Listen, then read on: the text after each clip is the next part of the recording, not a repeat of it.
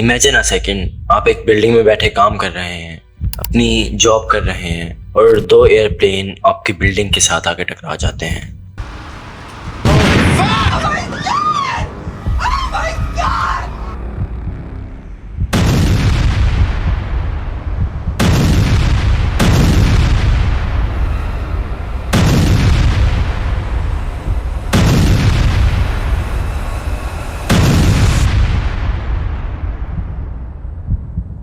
Yes, 9/11।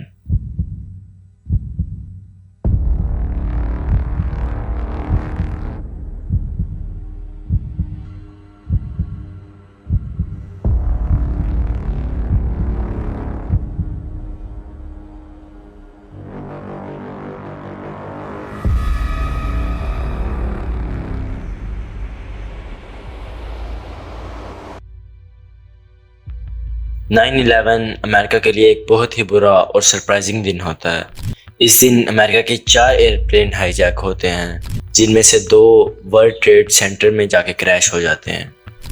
और according to USA ये hijack और क्रैशेस अलकायदा के मेंबर्स ने किए थे। Al-Qaeda basically Osama bin Laden की बनाई हुई एक तंजीम थी। But before talking about al-Qaeda, I am gonna talk about how the attack actually happened.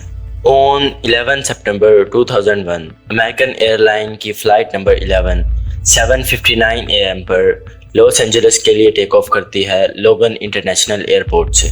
कुछ देर बाद न्यूज़ आती है कि 5 हाईजैकर्स ने इस प्लेन को हाईजैक कर लिया है और वो हाईजैकर्स प्लेन की डायरेक्शन ट्विन टावर्स की तरफ कर देते हैं।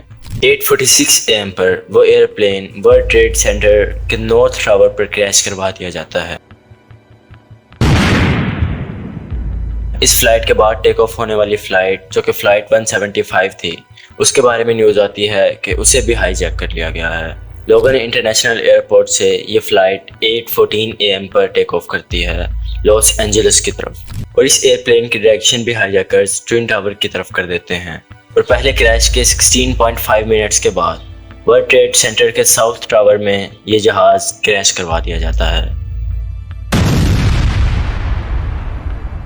इस वक्त अमेरिका को कुछ समझ नहीं आ रहा था कि उनके साथ क्या हो रहा है। पहले क्रैश के बाद प्रेसिडेंट W. बुश की तरफ ये खबर जाती है कि प्लेन को ट्विन टावर्स में क्रैश करवा दिया गया है, और उनका कुछ ये कहना था। Here's a small twin-engine prop plane crashed into one of the towers at the World Trade Center in New York City. Our collective response was, oh, what a horrible accident. The pilot must have had a heart attack or something. तीसरी flight, जो कि flight 77 थी, उसे भी hijack कर लिया जाता है और 5 हाईजैकर्स ही इसे हाईजैक करते हैं, और उन हाईजैकर्स की तरफ से ये plane west wall of Pentagon में क्रैश करवा दिया जाता है।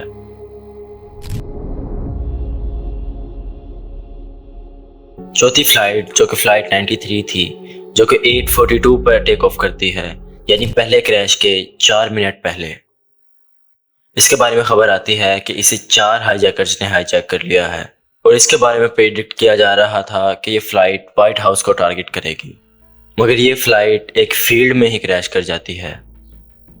अमेरिका को समझ नहीं आ रहा था कि उनके साथ क्या हो चुका है। एक दिन में 3000 से ज़्यादा लोग मारे जा चुके हैं, और अकॉर्डिंग टू अमेरिका ये उसामा बिन लादेन ने करवाए थे। लेकिन इसके बाद उसामा बिन लादेन का बयान आता है कि इन क्रैशेस के साथ उसका कोई ताल्लुक नहीं है। इसके बाद 27 दिसंबर 2001 को उसामा बिन लादेन की एक वीडियो रिलीज़ की जाती है, जिसमें वो कहता है कि उसी ने ये क्रैशेस करवाए हैं, क्योंकि यूएसए मुसलमानों के खिलाफ जुल्म को सपोर्ट कर रहा है और मिडल ईस्ट कंट्रीज़ में बहुत ज़्यादा इंटरफेयर कर रहा है और इसराइल को भी सपोर्ट कर रहा है।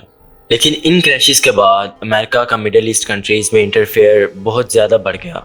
जैसे अमेरिका ने अफ़गानिस्तान में इन्वेड किया और इराक़ को भी टारगेट किया, और यूएसए इसराइल की तो बैकबोन बन गया।